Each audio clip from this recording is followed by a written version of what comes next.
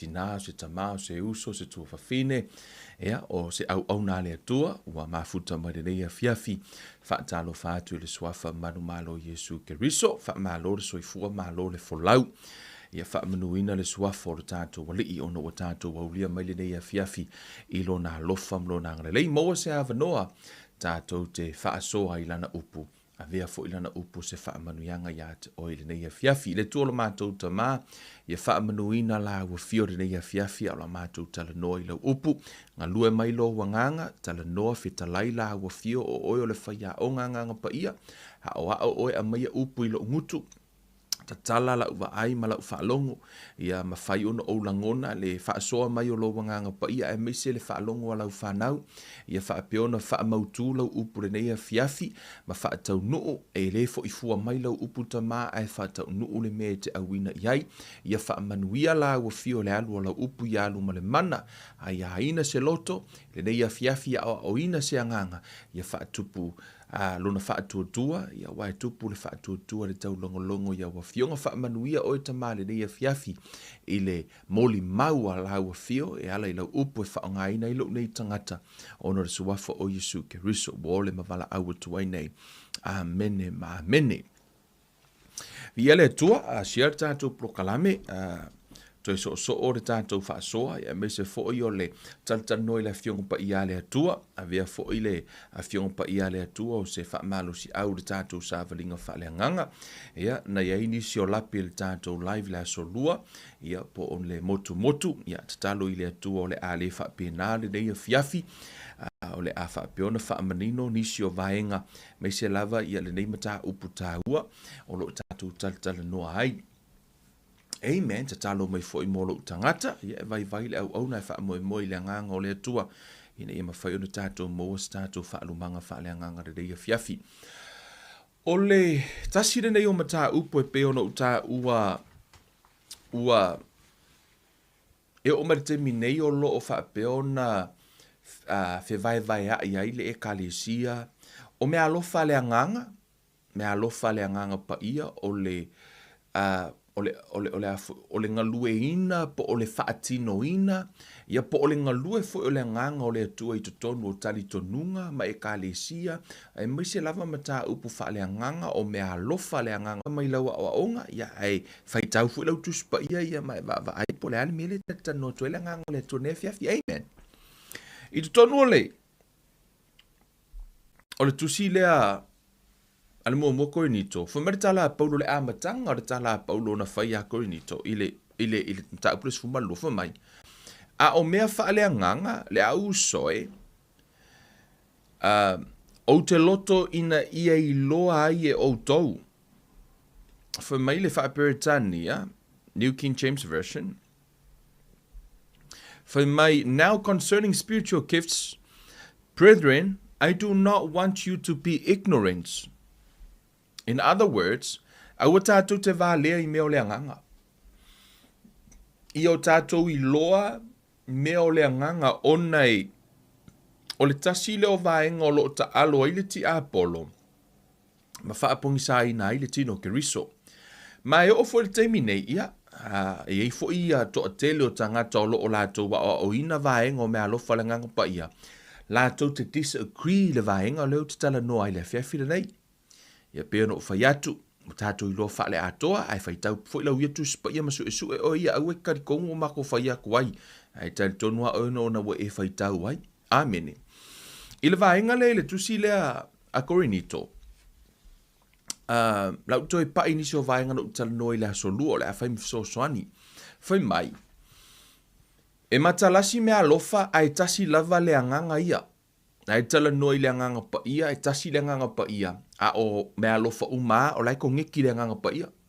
A o mea lofa la ia iwa, o lai ko ngeki le anganga pa ia. Fa mai awa ua fua ina mai le tasi le upo le poto, o le anganga, e le tasi le upo le malamalama, e tusa ma le anganga e tasi o le tahau fitonu, ai o po le whaatuatua, o le tahau fitonu le I o le faith, po le special faith, e le anganga e tasi, e le tasi o mea alofa o le whaamalolo mai, ai mai ele anganga tasi, ele tasi na te whaia vavenga, ele tasi o profeta, ele tasi o suenga o anganga, ele tasi o ngangana ese, ele tasi o le faamatalanga o ngangana. Ameni. O tau wa ai mai nai lalo whaasiusi unga nai fwe mai o le tasi o le ngangana ese, ai ai lo malisi ngai sau lalo si mea lofa, le tasi o le faamatalanga o ngangana. Ese fo ila le vaenga rina. So, o mea lofa ia iwa ale anganga pa ia. Lea lai fwe matala tus pa ia tasi ale anganga pa ia. Ai kongi ki uma ia mea lofa no ufa ngai ina le whaata inga, you know, kasi al palaka leo la uma mo li o le mic o le camera o computers o mea uma i nei, o leo la uma ai kasi al PowerPoint la sa wai. Whaapena fo ila mea lofa uma le anganga, kongi ki uma le anganga pa ia, ai ese vaenga ia, o lai operate ai, a lai ngalue ai, o le fai upe lima fo mai matalasi fo I faiva, ai tasi lava le ali o a faiva I tala noa ai le fai upu le lua le tala noa le tusi ala Apostolo Paulo I le Efeso le fa fai upu sfumar tasi fai mai na ia tuuina mai foi nisi fai ma apostolo o isi foi fai ma profeta o isi foi fola le tala le lei o isi foi fai ma leo a toma o ao lima la mea alofa ia na fai mai le tusi fai mai o le mea lea o fetala I mai ai o ia na fio ai o ia ilunga mana ta ina whaatanga taua I le tawhianga wana foa ina foi mea alofa I tangata o mea alofa ia Yesu na au mai tangata o Yesu la ona tofinga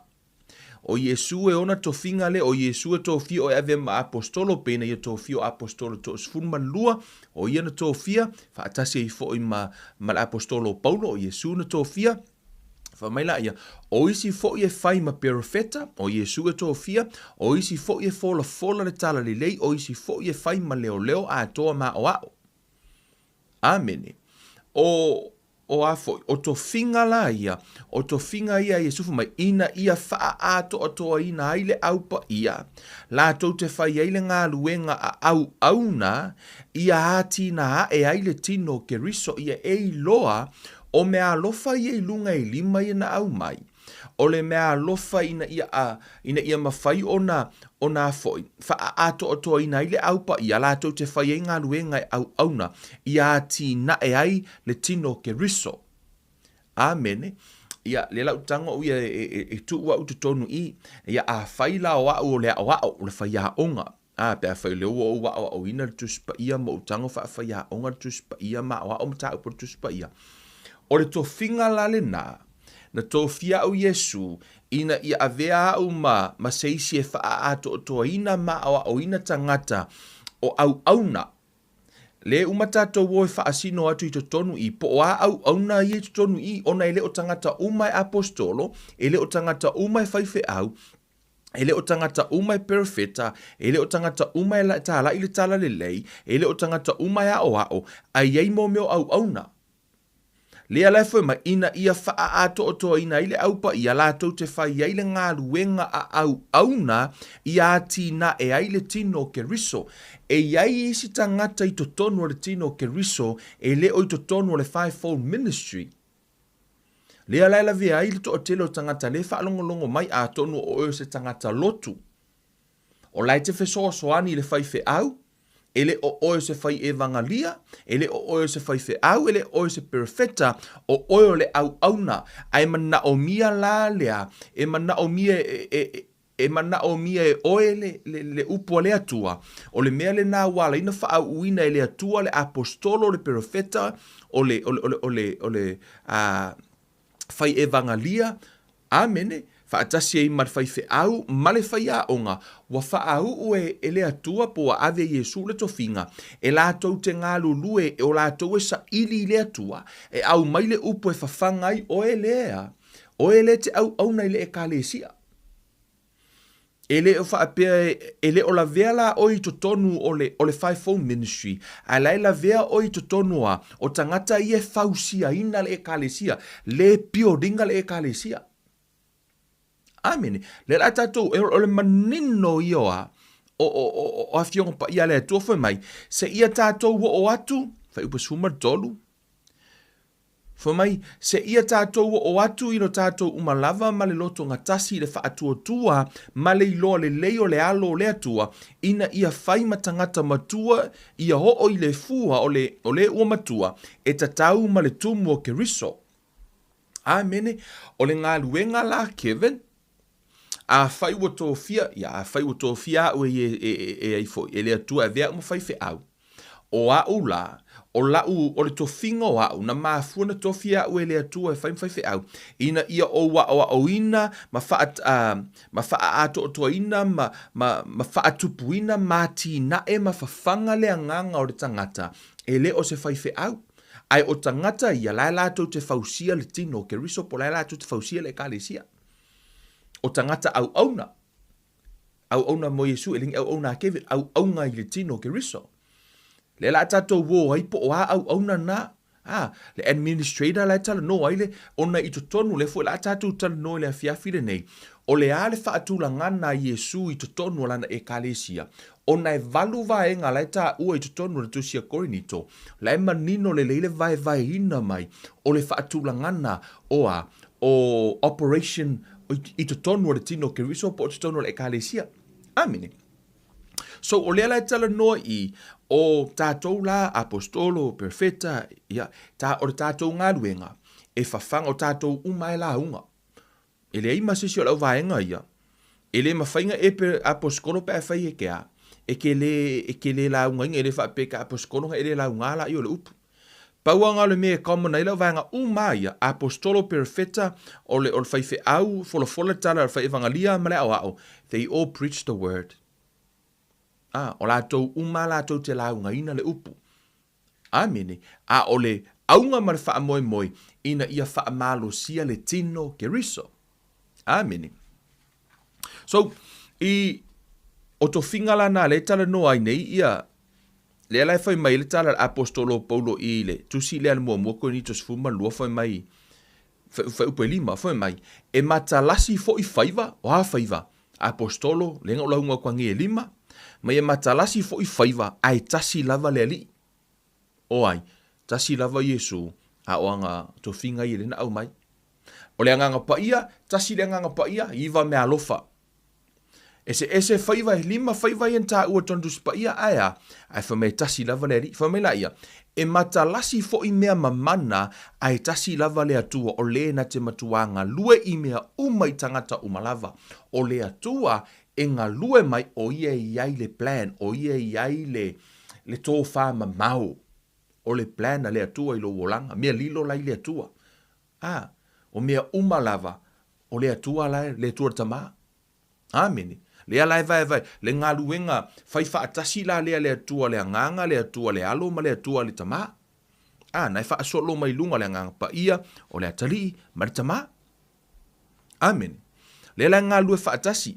O ila, le tala no ai le tuspa ia, le tala no i mea lofana i lalo i fo i le whaasolonga mai leo le. Wa o le tasi leo mata upu. E peo no ufai atu e ao ona Faamalamalaina ia pea whai tau fuilau ia tuspa ia ma e maamla mai oi. Ona, o vaenga umalava i e lima. E iai le. E ta tauno lātou launga ina le upu le atua. O lātou umalava. Kero mele kaulo mafu faut kei mingei. Tau tei loa le. Tangata umai tau tala Gagana Eseese. Everyone le po e kalesia la speak in tongue. La operate in tongue. Pretty much o e kalesia nga. La fo e operate i le apostolo. La fo e operate hisi gifts. La fo i la e whaamalolo mai, la fo i la tu te whaia vāvenga, la fo i la tu te tautala i le upo le poto, upo le whaalinga o mea fau la tu te maua. Pretty much, le tele o e kalesia la e la tu te talitonu i le tang. E kalesia umalele talitonu le tang. La e la tu te le o toea o ina le tang. e ke le o koe vaai e se whaamalolonga, e ke le o koe vaai, e ke le o koe whaalongo e se revelation, o le launga lenga launga, ili se whaife au duas fulka usanga ruai, la fu ia launga le taimine, it's the same thing, e le o toi si itia se, e le o toi yei se swing o le ngalua le nganga o le atua. Because why? Because o le tongue, e pray out mysteries, is a gift, a whai e te le operate le tongue, le praying in tongue, e mauti noa e te leo operates for i isi mea le anganga, because that's the key. Ma uanga oira ele ti Apollo ia lenga ngana ese mai te tonu o le ekalesia ma o le laina la le na. Le ala ilona ese tangata lai operate ile mana o le atua, ma tangata ele operate le mana o le atua. Ai alunge su ele mafua anga ya lai onga le ko kupu va venga ko kongo e kalesia lai lo tupu te tonu va venga. The problem, they are not speaking tongue. La to te le o fa moe ile anganga pa ia na te tataloina e build up their faith. Amen. According to the scriptures. Ma o ila o le vaenga le wanga o ia le awa onga po wanga hoi le awa onga I ma ua ngao ia le ti Apollo. E le wha apeo lo le kaukala I nganga ese. Ma e kangoi fuala ia o hao wale o koe work le nganga ese. Wa yei tangata wala to wa o ina foi mai o le nganga ese le mo le taimi le nei. E le wha apeo le operator o le nganga ese nga e kangoi fuala ia wha ser kuspa ia. No. O la lava e ngaluele nganga o le atua o le taimi nei. O la lava e tau tala tangata ngana ese. La fo ia e harvest e tangata lea le meo le fruits o le tatalo I ngana ese. I te tonu le mua ko nito le es fulu. Tato atu mua le vaenga le si I whaate ama le vaenga lea. O vaenga I e valu. O le whaatulangana po o le operator le atua a Yesu po le anganga o le atua I te tonu le ekalesia. Po o le whaatulangana lea. Whamere whai upu e lua fito tusi lea korenito. A o tou o le tino ke riso o tou mai tu tino ta ito atasi. Whamaila ia, ua whaatuina fo I le atua I le ekalesia tangoloa o I o mei e valu le sau le oda. Foi mai, ua whaatuina fo I le atua I le ekalesia e mua le apostolo. Tūlanga lea, lo whaatūlanga mai tutonu le ekalesia. E mua le apostolo, e lona lua le perofeta, e lona tolu le ao, pito ane I ai ma le whai vāvenga, I le mamea alofa e whaamalolo ai mai, o e fesoa soani, o tai, mangangana ese. Vaenga la I e valu le whaatūlanga mai. But it's so interesting, wale vaenga le no whatua I ana nei. Tātou te o mai ai, ina ia mawhaiuna Faamalamalaina le vaenga le na tala noa ia Paulo le tusia Efeso.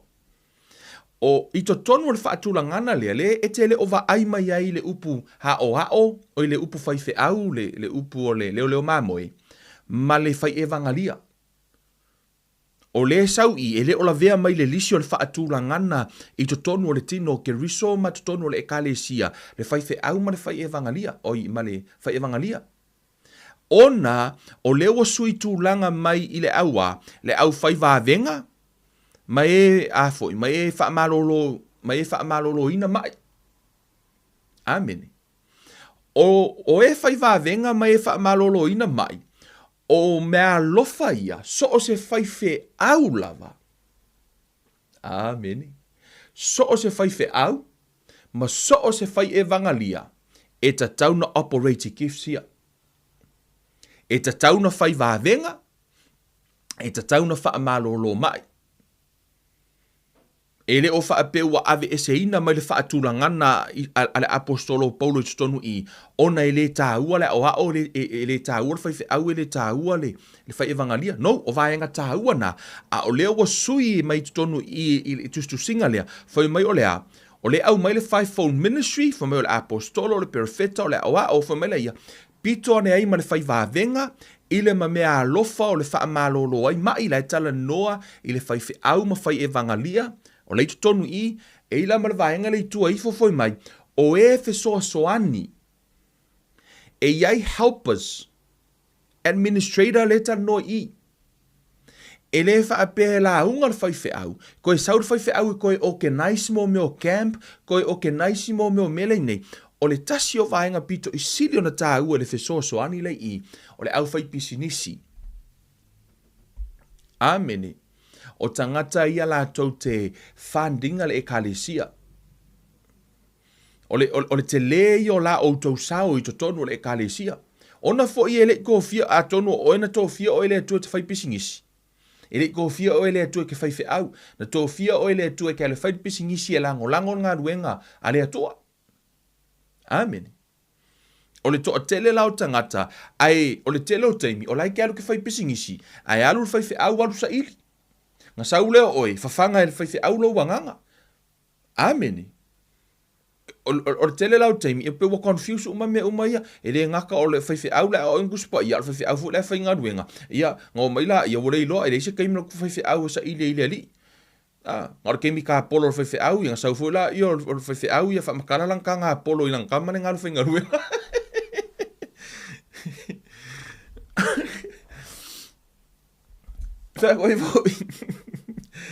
O lea lai wha mai il tala e iei la uwhiso soani tangata ia la tau te whausia ina le ekalesia e le la vea I tutono le 5-4 ministry o iei la tau pat pito I sili o na tāua. Amen. Wha mai lai o tai ka ngaka I kongo le ekalesia o tai ka ngaka ia la kou ke wha mau popoa mo meo prayer meeting. Ho or keimi la whai I fong ka kalo, ka kaunga iei ka ngaka ngi wha mau popoa. Po la fu e wha akali fu I tangata se I sauru whaife au e wha mau popo, wa iei fu I tangata I tutono le ekalesia, o tai nei, o tangata nei la tau te mau la tau te wha mauti noa ina, o lae ua o le upu ale atua o la tau e wha aia tangata fu I pepe wha ale anganga. Mang kua fu o ngai ale atua po le whaife au, lo kalango e ekalesia fu ia wa kele, wa leise keime le whaife au e spendi ka ngaka I kua kasi. O le ise keime la kua whaife au e whakalofa I ka ngaka o malava, a lai aina I tangata ia o whai masui o le whaife au, tātou tai, la tau te e inga I ka ngaka pepe whaale anganga, whesoasoani I la tau. Ngai lor kama fu le foi mai le ngaruenga nga hau le singa ruenga nga fai au le ai o le atala no le tino ke riso ile nga se fai au e nga se ngaruenga o tato umalava e ono le tino ke riso. Amen. Le ala fa tu langa mai tonu I mai nga e vatu ma le vai nga muli lo vai nga ta ua le tfita no I me le nga le nga o kala ngol vai nga le se yo o vai nga muli le o nga ngana Eseese ai va ai le faatulangana o le tino o le faatulangana mai lunga o le ekalesia mo lona faatulangana e mai lunga ngana Eseese ono le ngana Eseese o te faupua faapea o le faavaelea na te fafanga ina uma me alofa I lunga atu o ia tofinga I lunga ale ai se ngana Eseese pele tautala ia tangata ngana Eseese e fai fuar nga ruenga faafaife au ele ai se whaunga. Ale ai fo ise ale tau tala ngana Eseese. Ma I maur ngā ruenga wha Apostolo, ele ai ni vāvenga, ele ai lava ni mea.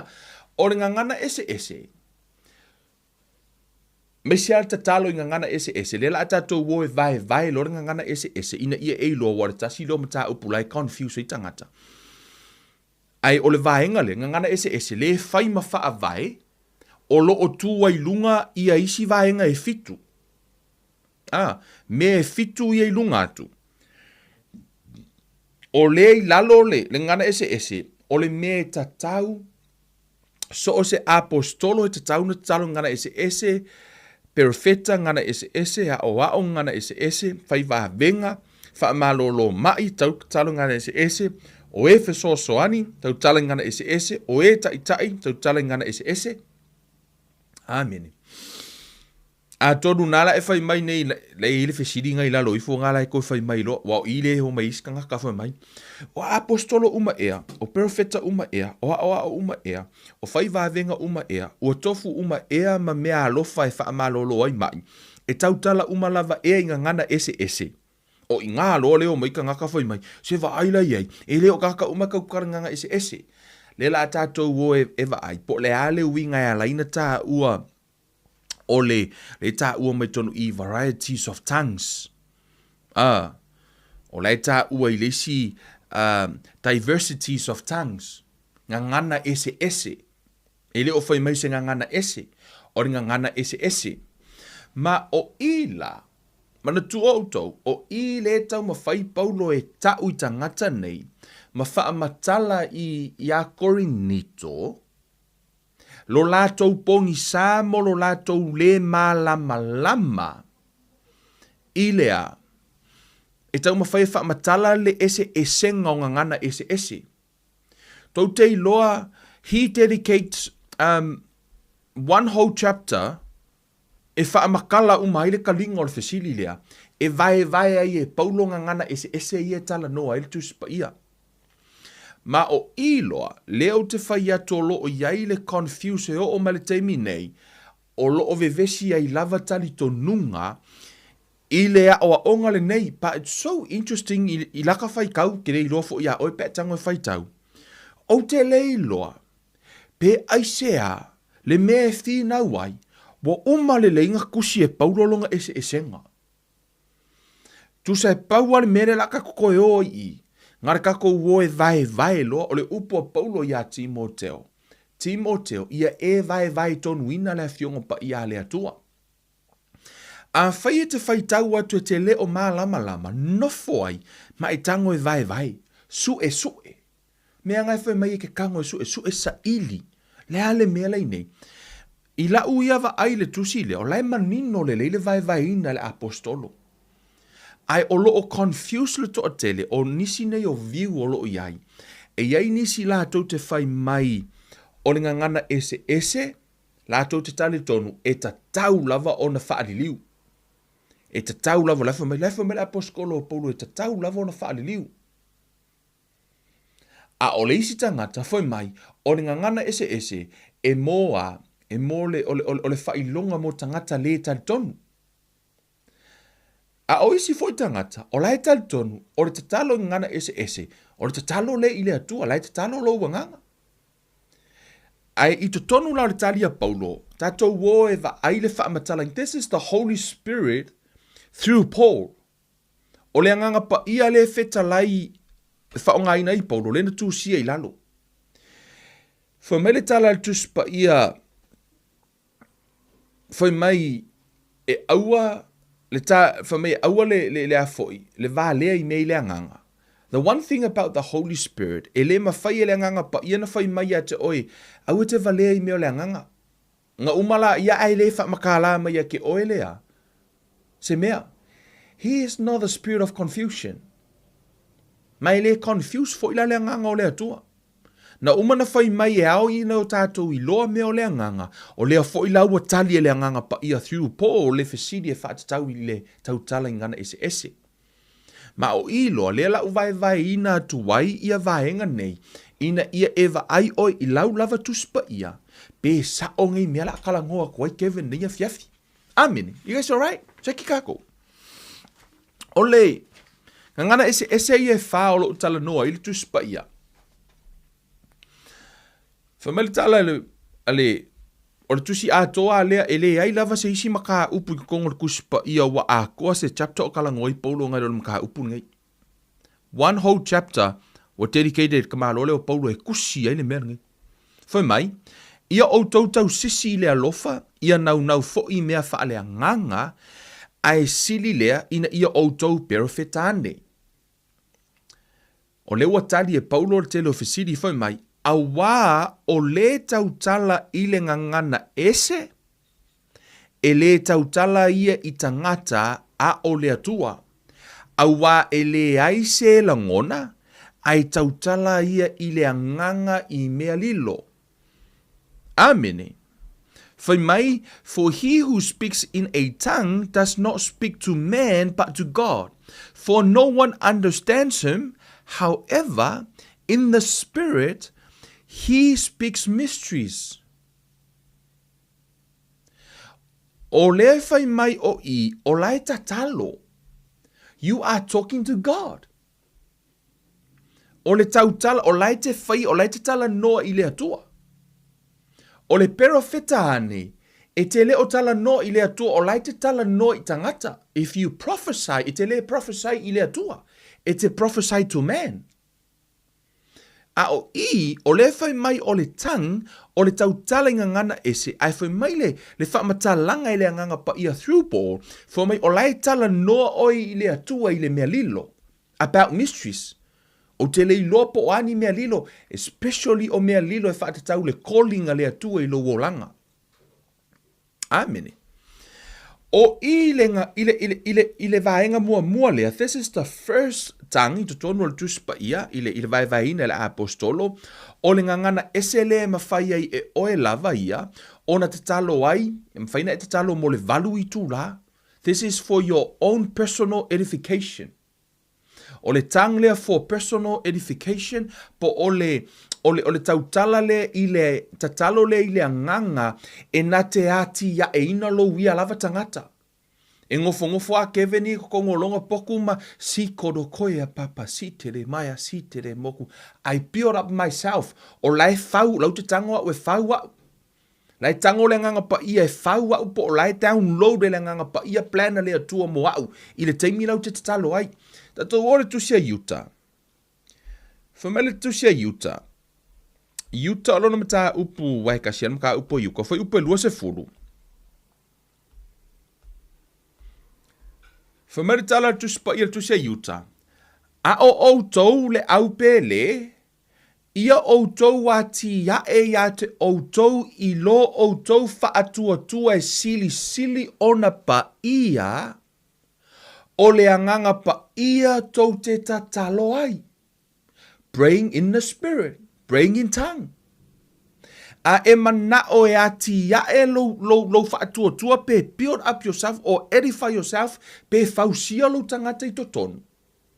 Amen. A whai te mana o te tupu whaaleanganga ma tupu lo whaatua.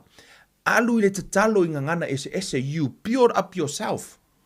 O mea na ele mawhai o na tāofi. A whai ke whiu e ka hauwhi lau e ka paa, ke whiu e ka hauwhi lau ingupia, ke whiu e ka hauwhi lau whai ka anga. O le a lava se vaivainga ia te oe, I'm telling you, a whai ke whiu e ka hauwhi, a e alu le tautala I ngana ese, e mawhai o na ea, you build up yourself e mawhai o na e whaato I laloina. Wa o le isi mea le nā, e le mawhai e tātou o na whaato I laloina, isi vaivainga o tātou o langa. Because we are too weak, we are too vai tātou whaaleanganga. But if we build up ourselves, e mawhai lo e tātou ona whaato I lalo isi vaivainga.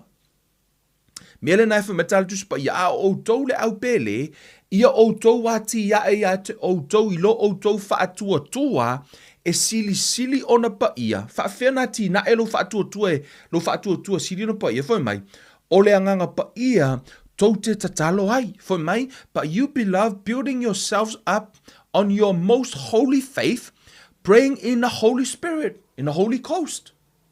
Tatalo I le anganga pa ia, praying in tongue. O leo wa, tatalo le anganga pa ia. So o le praying in tongue la, you build up yourself. You download God's plan for your life. O lai te tatalo ina mea lilo. Amen. Lai te tatalo ina mea lilo.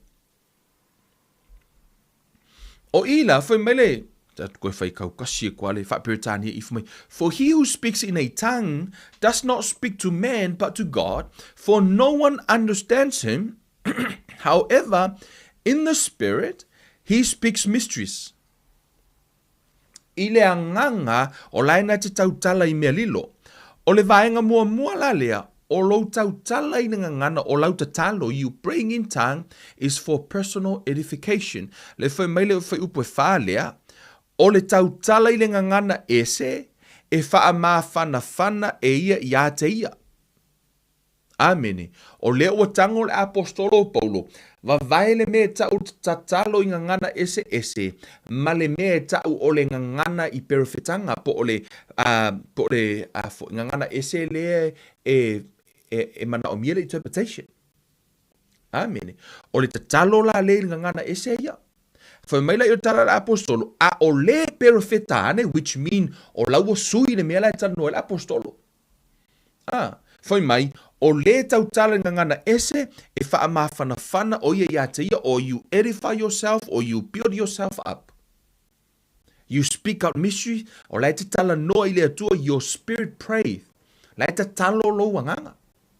A o i lo foi mai, a o le perfetane e whaamawhanawhana ia i le e kalesia.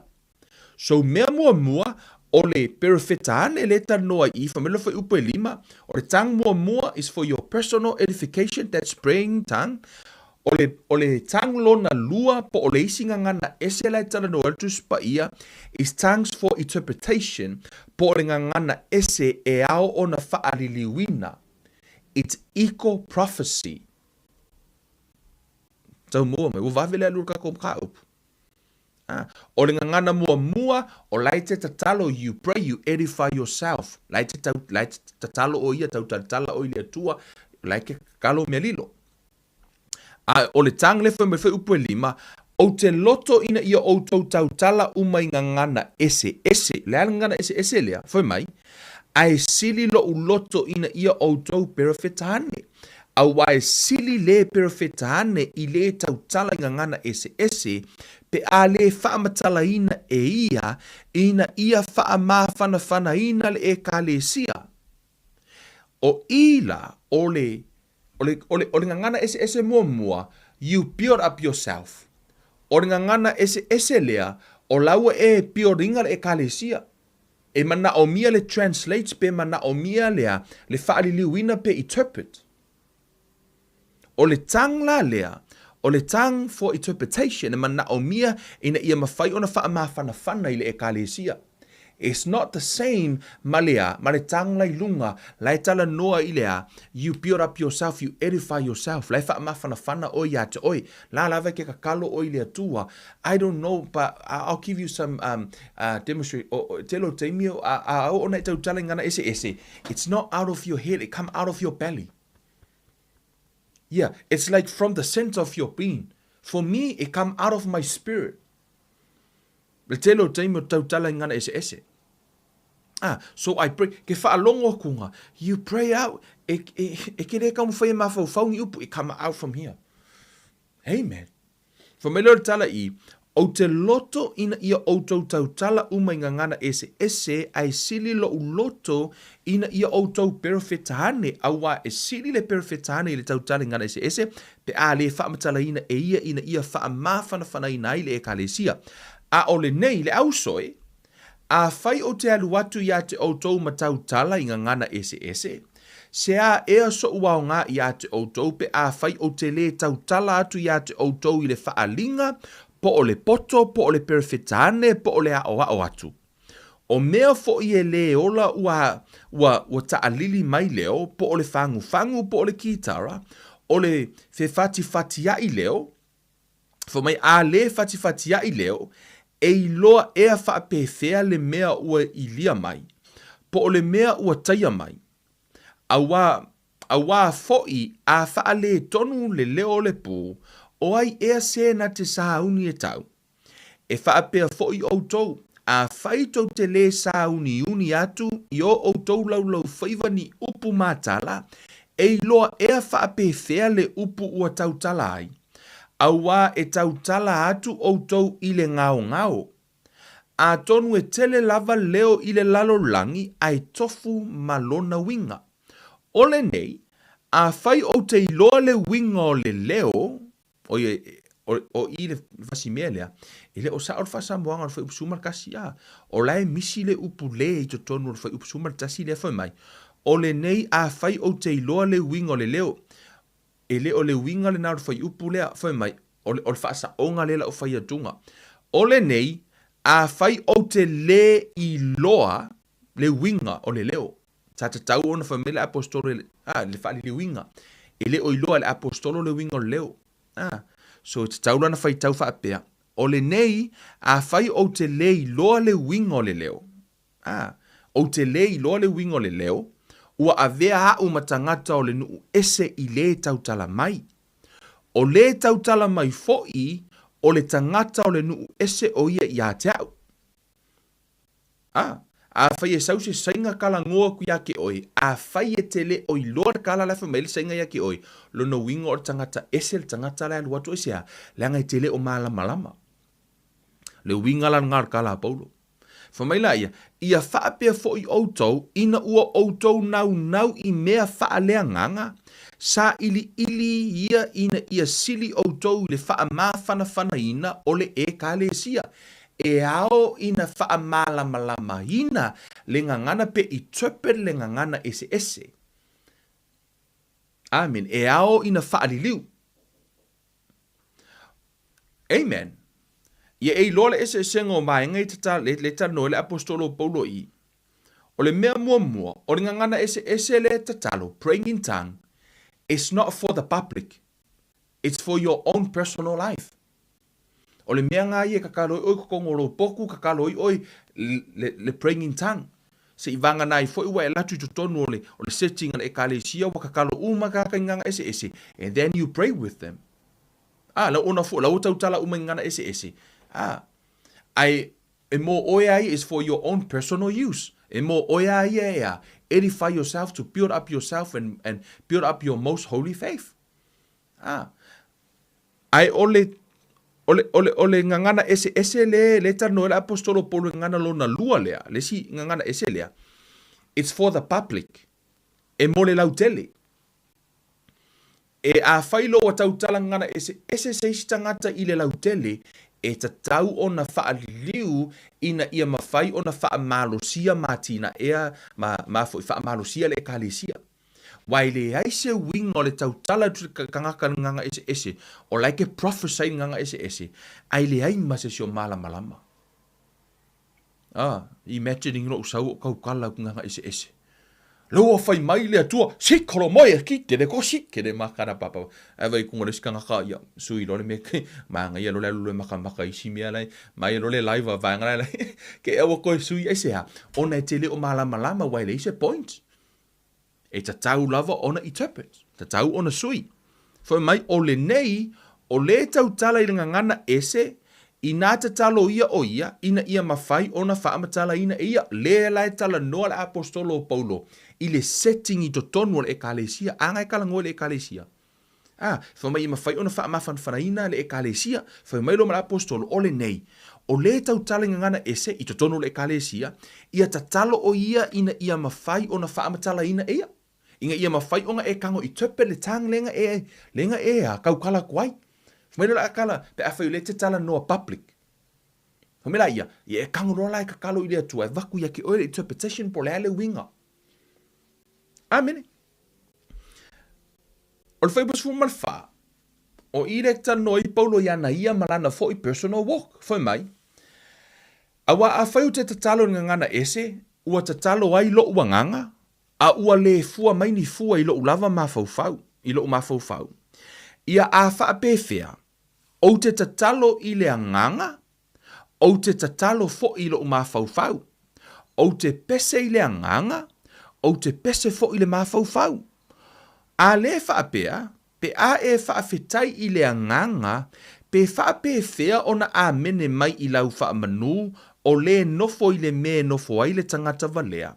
Ina ua le langona e ia lau upu, a wā ua maalie lava lau whaamanu, a ua le whaamawhanawhanaina le tasi, o te whaafetai ilo ua tua, ina ua tele lau tautala i ngangana ese, a iti a outou umalava, la e tala noa Paulo i le tatalo i le anganga.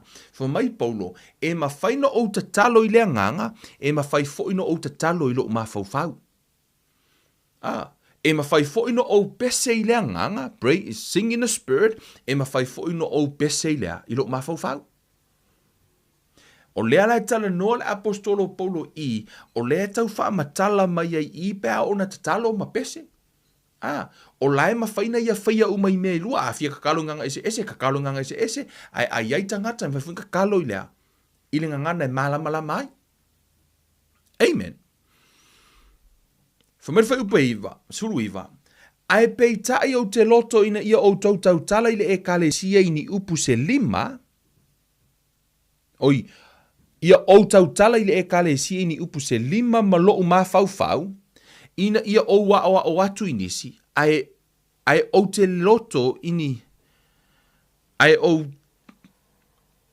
te le loto ini upu se mano i se ngangana ese, le au soe, au a tau te whaata maiti le mawhauwhau peitai, ane, ia o tau whaatama mea i le leanga, a ia o tau tangata mātutua i le mawhauwhau. Le tala noa Paulo e sili lo tau tala a whai o le te tala noa i le public, pe te tala noa i le lautele, tangata lautele, au eke kau kala ngoa i nganganga ese i ai. Tala noa i le ngangana e malamalama ai tangata.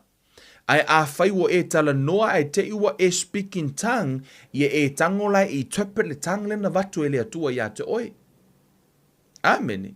Wa la fa mal tu spa ia mawhaina a i interpret oe po le istangata. O na tangola i o istangata e wha amasino, pe mai le atua, pe mai lava ia oe ia. Amen. O le wha amatala, oe vai le karinga e le anganga pa ia, o le Faamalamalaina inga o le maka upule o le tang le confuse le kale si el kemingi.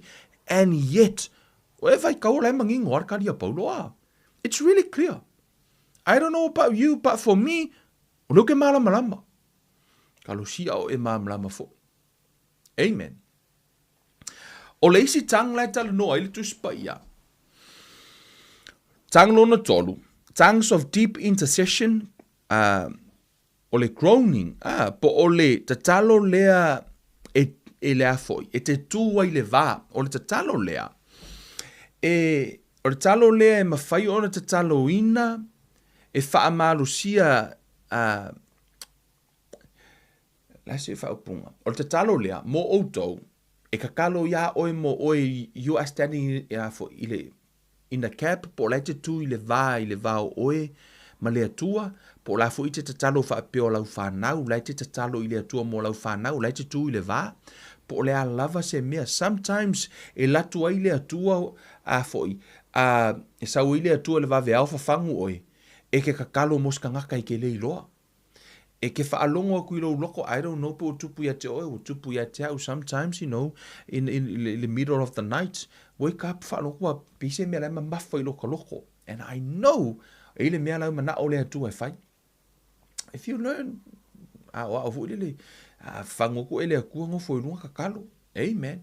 E te le oiloa, po o lai wa whaanofo e lunga le atua e te tatalo, onga o le kai au, e le ilope ki ua laku lo wakali iso aere ka avali. E ke le oiloa po le ale mea lala atupu i le tae au, o le mysteries, o le mea lilo, le ala ua latu le nganga pa ia, I thank God for mysteries. Amen, o le crown lea. So tonu o le roma le valu fai upo e lua ono, ne iai le tatalo le singa ngana le ese in tang, foi mai, e whaapea fo i le nganga o na fesoso ani mai lo tātou vai, a wā tātou te le iloa mea tātou te ole atu wai ma le tusa ae peitai, o le nganga e whautua o ia mo i tātou i le oi e le mawhai o na tala ina. Kama le, I don't know, it's, you know, wa ise kei mi fo ilele wa mawhalo loko wa le mawhainga e whamakalainga. Have you ever, wa ise kei mi wa e sau e ke kakalo i le atua, ai ke le ilope whaafenga wha upulau kakalo. Has that ever happened to you? Kuso leke le o shua po le finga ngalo le atua le mea lea, pi sao ele mea lea, you're not really sure. Man, thank God for tongue. A ele shua se mea, alu ile nganga pa ia. He knows the best way e ta talo ai le fina ngalo le atua. A whai e te le iloa ni upu e wha leo ai le atua le mana onga, po e wha whiwhea fo ina e ta talo, alu le ngana ese. Amen. Alu e tau tala, ta talo le ngana ese, au se pole, e uma whaikako kalo e wha au le nganga o le atua e papatiso o tau le nganga pa ia. Amen.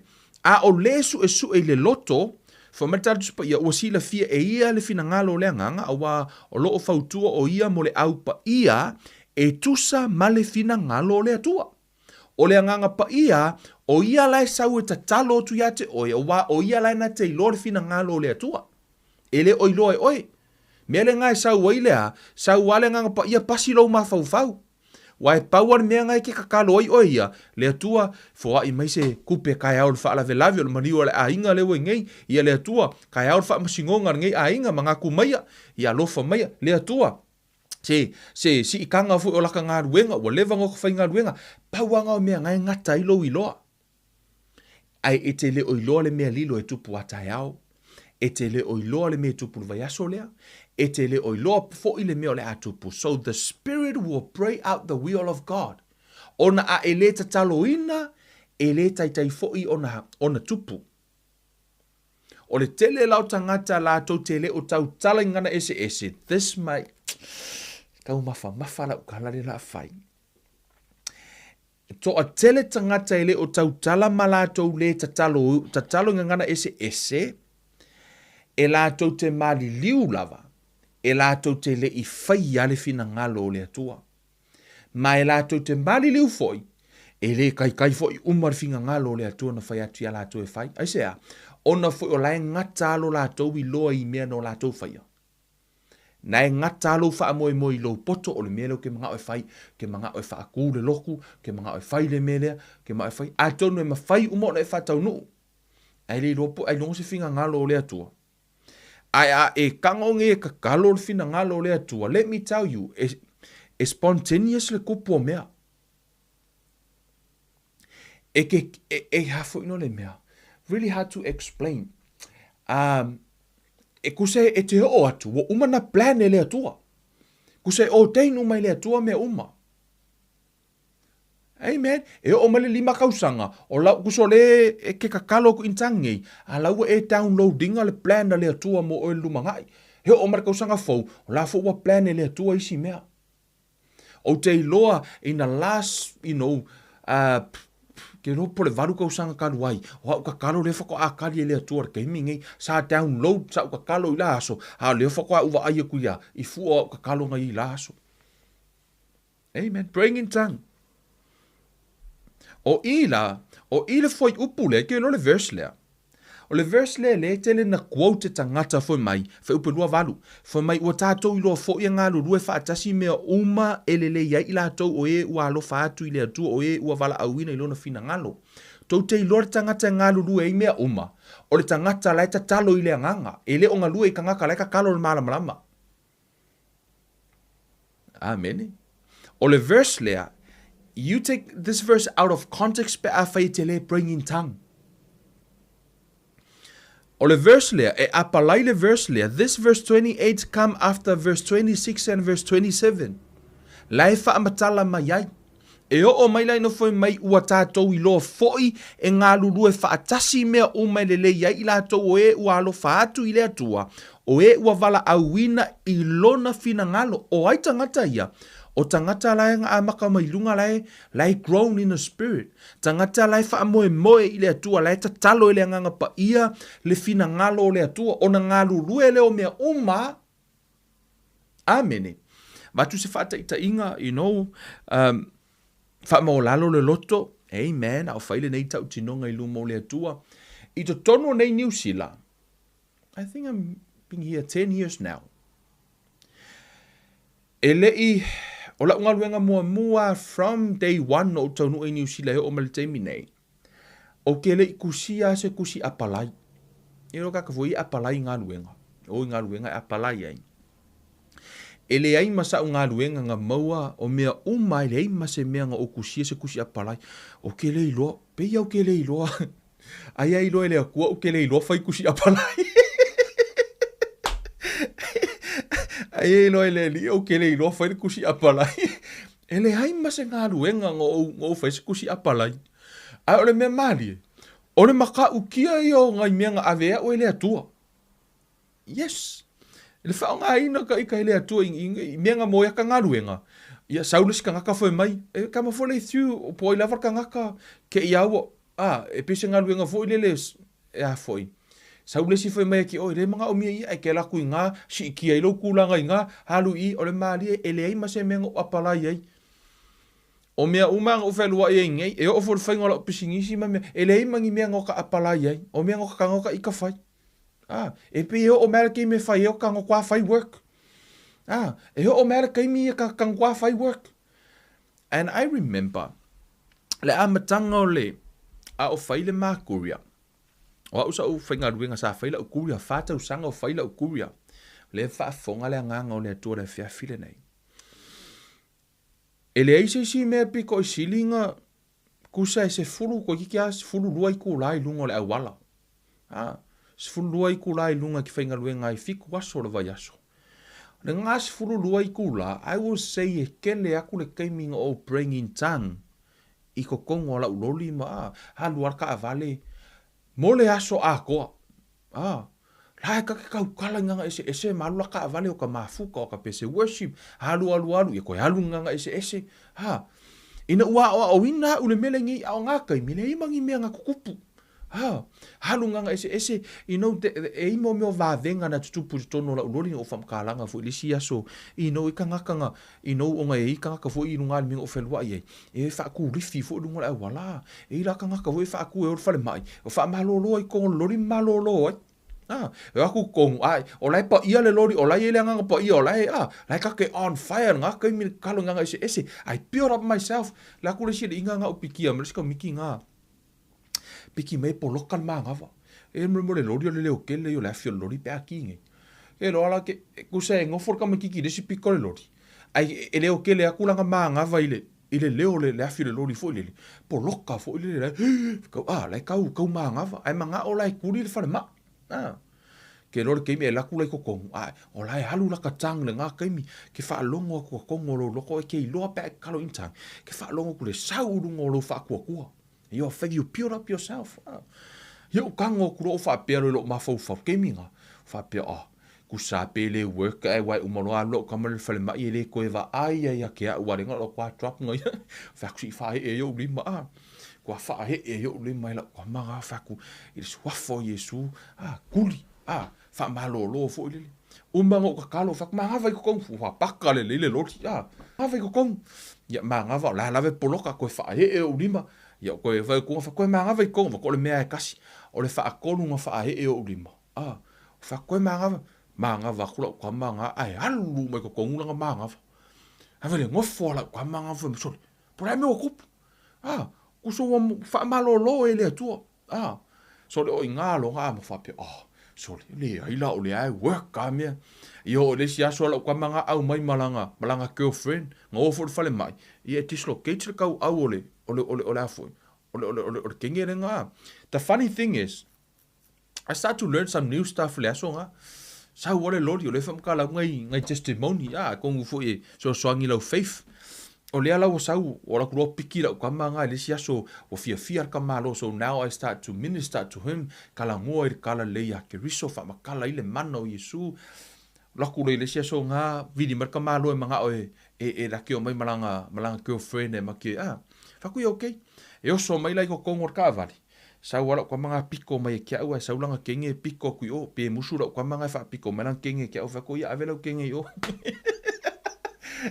ya sa ulo ko manga piko e alu ka vali o le mali o falongo ku lo tau au le piko lo ka au pe yo lai ku it's like a stepping pain fo le onga ko kongor ko ki nga lo ka au oro fa no ke me ngo so le kenge ko kongor ka vali o falongo ku nga pe dislocate lo ka au pi tui fo le sisi le fa fonga la ngang pa amen o ke lo pelo o le ala aver ka vale fo de lo la ya no ka le ka kalo ngang ese makalango o le ma fainga sui le ki or ka vale lo falongo ko nga pi la ku sisi fo le ai fa mai lo malanga o le tu ye kia o ke fesiri la va nga le po ye sisi o le anga ka wa o fesiri ku lo sisi o lo le o ese stepping pain ka wa ai ki ofo merkala o kinga nga lai o ke ofo le lai o ave fo ilia e o vai fo mai ka au le le anga le mea le anga ku so le te fa longoa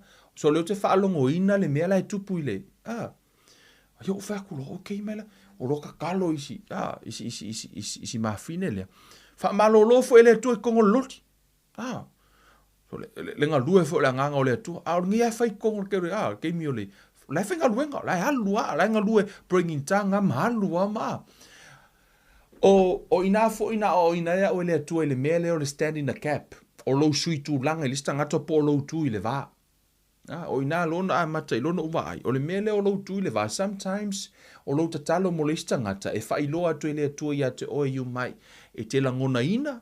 I mai ke wa ki ngā lo ulu, i mai pi ele o lo ulu lai ki ngā someone in a crowd, o lai ki ngā le ulu, mea na te whaalongo tua isi tangata au nā le atua, lai ke vai la unga foi mai, o le ka ngaka le kongu i o ngai ki ngā lo, because o lai la tu te whaalongo ina i o la tu tino, and it happened to me. Hele kai mi fo le wa o whaalongo ngai lo kingo le mai o le si ka ngaka, because I'm standing in the cap. O laua o tu le va o laua o sui tu langa le tangata peo Yesu, he stand in a cap. But o le winga o lau tala le ngai, build up yourself into that level. And that's a really high level. E peo inana o ina mai fui kai le kua ngā mea. O le tu i le va ia malou o me fula ngā u whaalongo nei e tangata vo i ele karikongu i le u whaamalolo ma i ele. Le karokalo nganga ese foi mai, e ka ngakarikongu i e pleur lau vai. But pretty much, or kangaka ngā, or it's either o laua va ai me le crowd, o laua blur langa va ai le crowd, po o la fo ua ise mea, o laua ia whaalongona i lona tino, o le tele o mai, pe o seisi fa mai, e le kangaka le i ngai ki ngā lo vai kamakau. Wa makang call out to me kangaka, wanga lue le ngangole atua, o la ngake whaalongonga i longa kingo.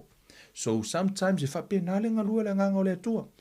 E whamakala kur kaiminga, e le whaalongolongo le si peo la ki whangal me le ngai, but those are the things that happen in the spirit. Amen. Where are we now?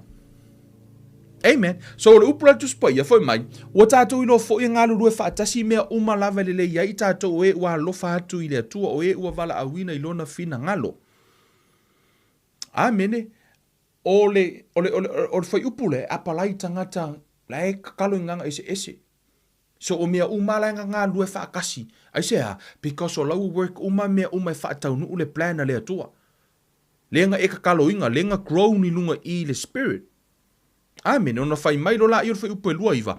A wā o e na sila fia e ia ana mua, na ia tō fia ana mua foi, ia fōlinga i la tau i lo na halo, ia fōlinga i a teia ina ia avea o ia mauru matua, o le auso e tō tele, o e na tō fia ana mua e ia, ua wala awina foi i la tau e ia, o e ua wala awina e ia, ua ta ua mia tonuina foi i la tau e ia, o e ua ta ua mia tonuina e ia, ua whaamanu i na fo i la tau e ia. Amene. O lai tala noa le fai upe luas fumal valu e ngā lulue mea uma mo le leo i la tau e alo lofa i le atua. O lai tala noa i le tangata o lai grown in the spirit, prayed in the spirit. O le isi la nanga ngana ese lai tolu inga ngana lai tano tu spaya. O le ngana lona fa.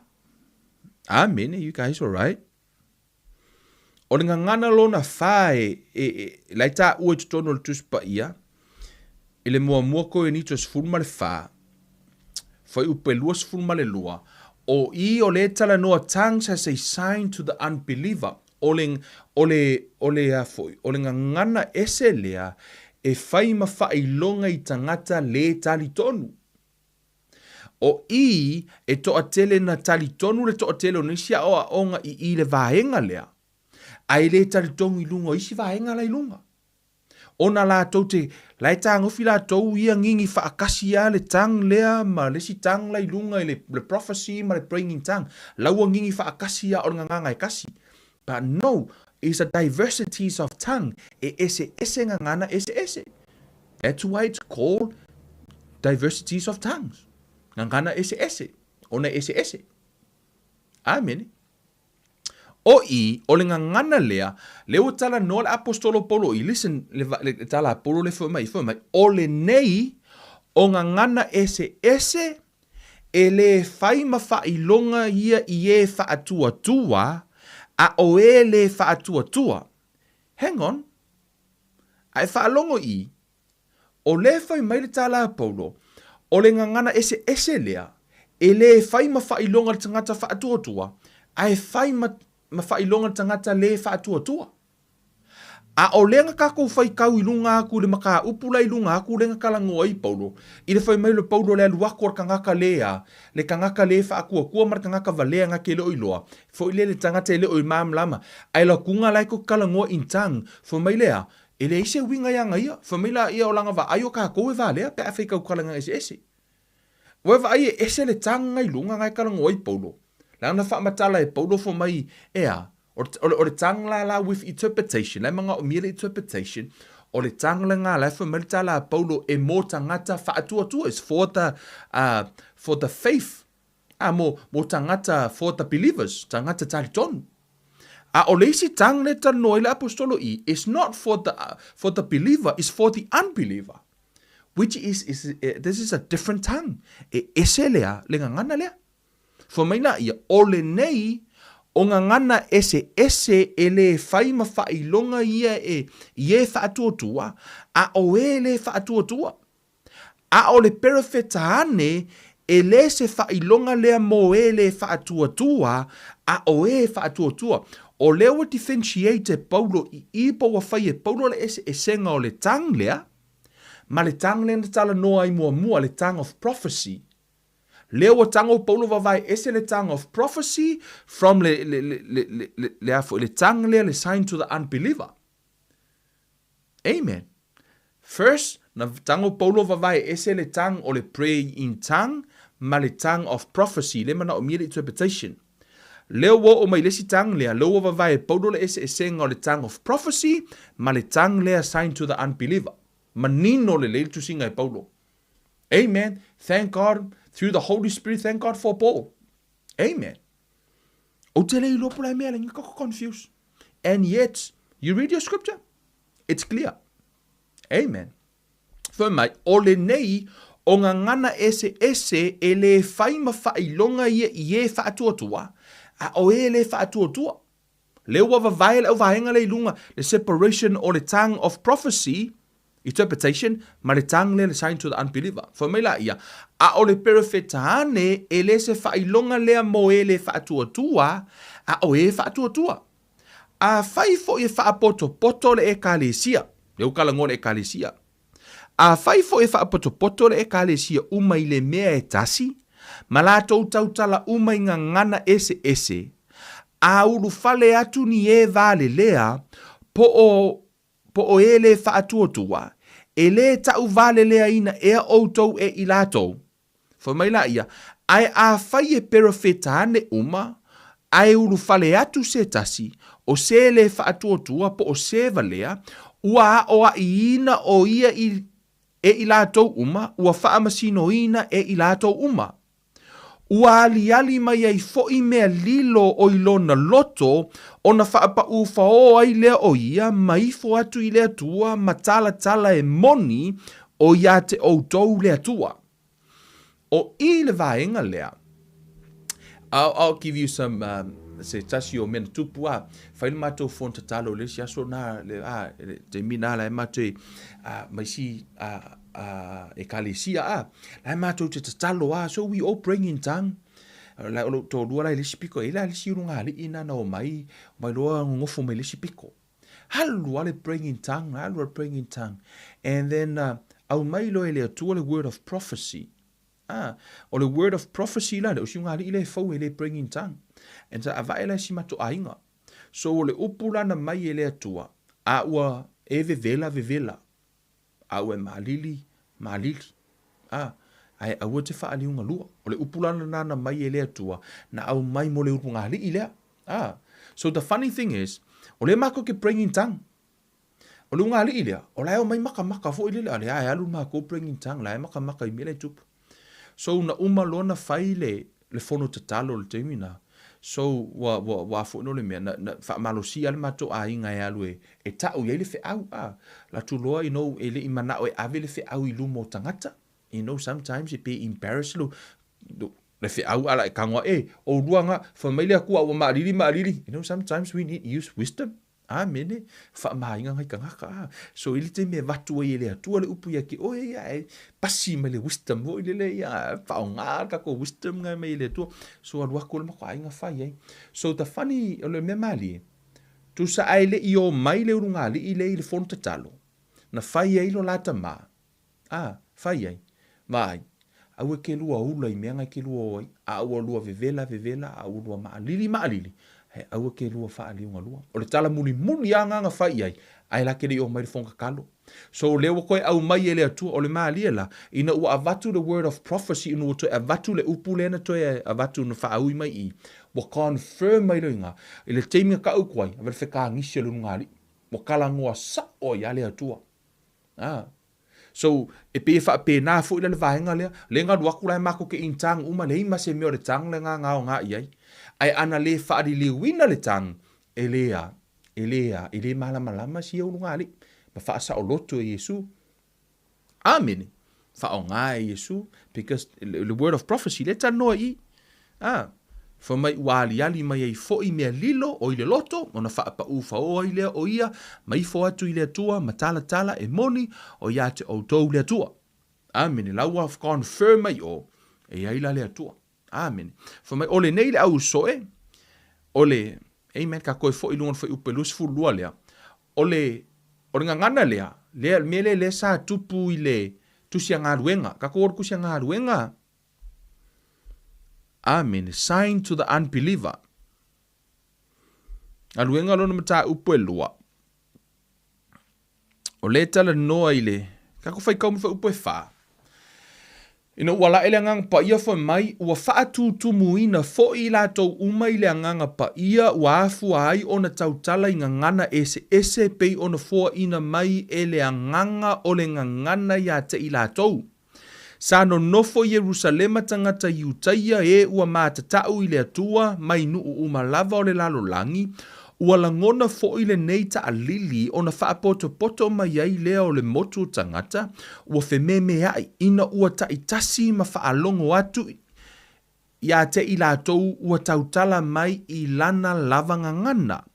Ua sengia uma o lātou mauli ma lātou wofo ai, ua whetau tala hai whaauta e le o karila ia I lātou uma o e tautala mai nei, e whaape whea foi o na tātou ta I tasi ma whaalongo atu I lana lavanga ngana na tupu mai ia.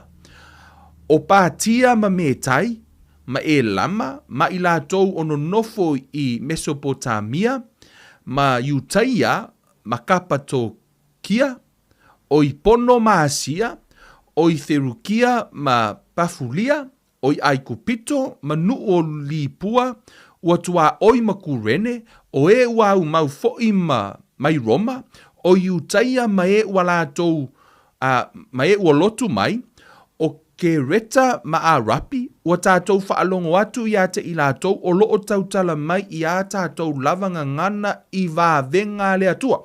Whaalongo I, ke loa iangu uma ianga kauma pewa, kwa iloka lau whaiva, se I tu lau ringi a fiafi. All different nations, o ka ngaka uma lava ia, o leigo kongo Jerusalema.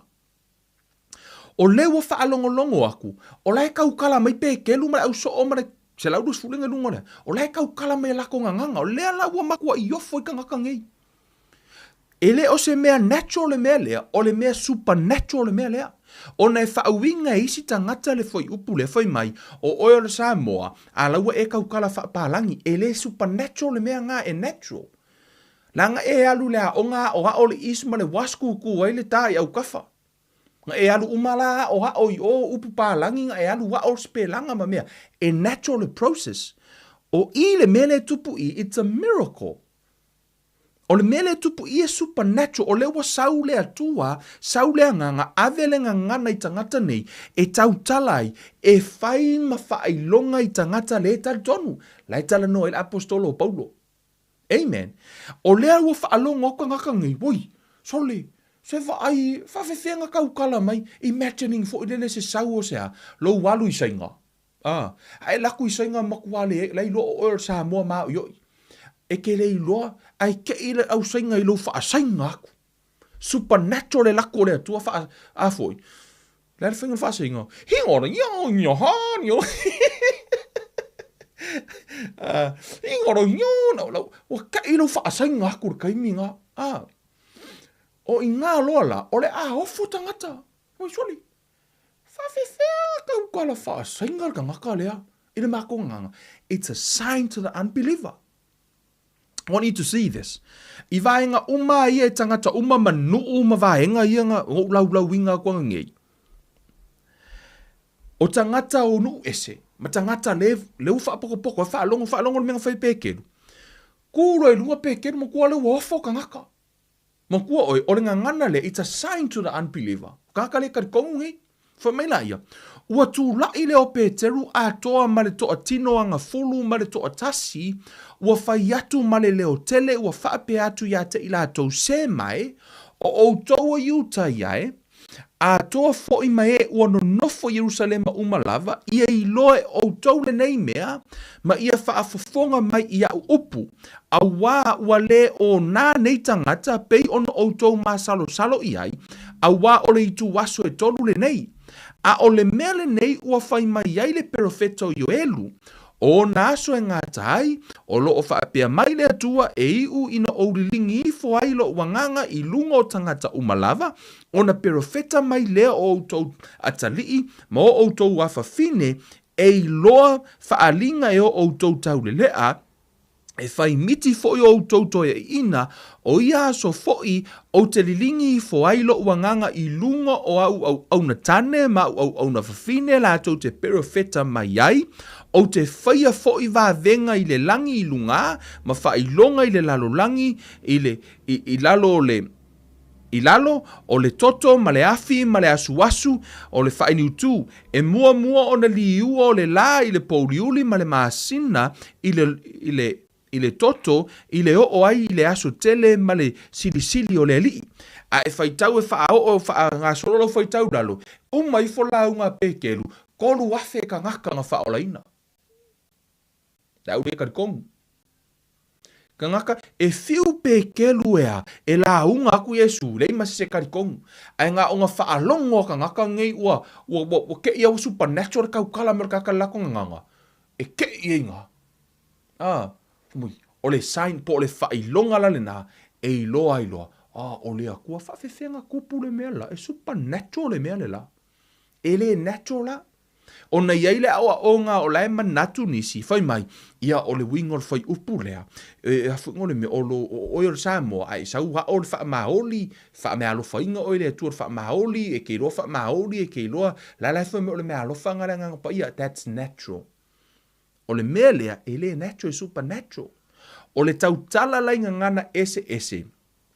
Dave Robertson, se tasi o whai e vangalia, up until now, o lo so I fua si to ina lea, o lo o whai ia ma, whai e vangalia around the world. E le kaimi ngā lua ia tunuu, happen many times. Ha lua alang kalangoa, and then he speak in tongue. I longa mawhau o ia lai kakalo. Lai whakalikali le atua le interpretation, a laua ngofo ka ngaka makiro whapengir ko inga. O laua kaukala akur ko inga Amerika, kaukala akur nganga wha Asia, pe kaukala akur nganga wha. Man, supernatural. Ele tali tonu ai lal tangata ele o operator I lunga. Ai maise lava, wa whaalea o ngā ina loa la, le wa e whaine le Eseese ngō tang. O le pray in tongue aia, o le tatalo I le ngangana Eseese, o ina na te whaamamana ina, o le upu whaamamana leo te whaonga ina, leo te whaaliliwina le upu empower. Pe sa oso whaasamuanga o ngā upu. O le upu lea, o le anganga pa ia, o le na te empower ina, po o le na te whaamamana ina, ia le fivefold ministry.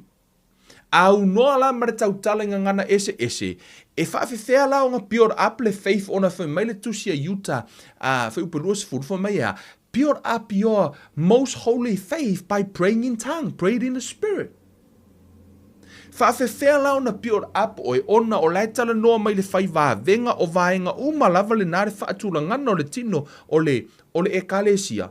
Ai whaai mai le vaenga na e au o na whai e le ekalesia o le tatalo I ngana Eseese. Amen. O ka se vavero ka koukai misole. Amen. So ka ma whai e whaake a kul vaenga ngā ongo fia kalangoa nganga Eseese e esi kalangoa lava yaso. A o lewa leile tatou foundation wha mautu wai ia wha manino ele nā vaenga. Amen. Awa ke pole. E o kware keimine ngi wanga o e fia kalo nganga Eseese. E ese le tāua. But it needs to build up yourself, your most holy faith, e whaapeona pure upload tangata. Amen. Ile finangalo le atua, a oa i oe le atua, ma whaasino atu le atua le alai, i vaenga umalava o loo whaapionga ngalua meilo na mana i atu oe, ai, mo neia fiafi, i o le vaenga mua le na, po se vaenga le na o te fia talanoa toi whai ma wha vai le neia fiafi, ina ia wha manatu i atu oe ma wha mautu, ia le tūlanga o lo i le tātou sa valinga. Amen.